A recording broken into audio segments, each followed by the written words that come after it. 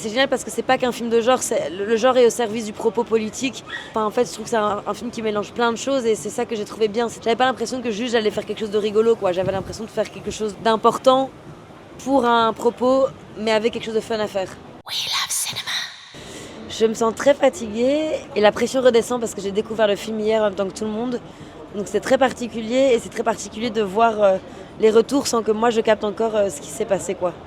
Margot, c'est un personnage qui arrive en interne en médecine dans un des meilleurs services d'urgence, avec un peu la Rolls-Royce des étudiants, et elle se confronte un petit peu aussi au fait que peut-être qu'elle n'a pas le niveau, mais en fait c'est juste qu'elle a une autre approche de la médecine ou quelque chose de plus dans l'humain et que c'est pas ça qu'on recherche dans ce service-là, et c'est très compliqué de se confronter à ça. Ça montre un monde qui demande d'être toujours plus performant, et pour être de plus en plus performant, ça dénonce le fait qu'il faut être des surhommes presque aujourd'hui pour répondre au système capitaliste qui est en train de nous ronger, de nous manger. Et c'est intéressant parce que le genre permet déjà d'amener un peu de folie et de fun dans ces sujets qui peuvent être un peu plus durs. Je pense que Marion, elle a vraiment que ce soit jouissif à regarder, mais l'utilisation du genre est au profit du récit, dans le sens où quand on fait des burn-out, etc., quand on est en épuisement total parce qu'en fait on en fait trop et qu'on nous demande d'en faire trop, notre corps réagit et le genre permet de retranscrire ça à l'écran, quoi. En fait, je trouve ça très intéressant que des femmes s'accaparent ces questions-là par ce biais-là.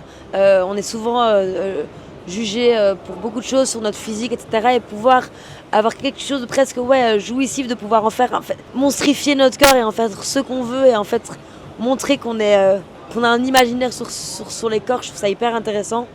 Pour la petite histoire, en fait, la première fois que je l'ai lu, je trouvais ça tellement fou et tellement grand que en fait, je me suis pas trop rendu service au premier casting. J'étais pas très très forte. Enfin, je me suis un peu sabotée, comme si j'étais pas à la hauteur de ça.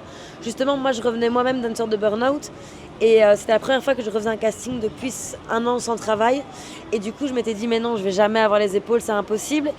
Et c'est là où c'est très intéressant, c'est que Marion, je pense, a vu quelque chose que moi, je n'avais pas vu à ce moment-là, ma capacité peut-être à endosser ce rôle-là. C'était très impressionnant. Je me suis fait mouler tout le corps, en cire ou en silicone. Et à base de ça, ils ont construit toutes les étapes des prothèses, etc. Moi, quand on a commencé le travail de prothèse, j'avais 4 à 6 heures de maquillage le matin, plus la journée de tournage et plus 2h30 de maquillage, d'enlevage de prothèse après. C'était hyper éprouvant. Et en même temps, ça allait bien avec le personnage qui se fatigue aux urgences. Donc on vivait un peu la même chose, le même épuisement. Il y a beaucoup de séquences où je portais la caméra sur moi et du coup c'était intéressant parce que j'avais l'impression de faire partie de l'équipe technique, parce que le chef-op me disait comment je devais filmer, il y avait tout un trajet. Je me sentais très très très chanceuse de pouvoir vivre ça et de vivre tout ce processus.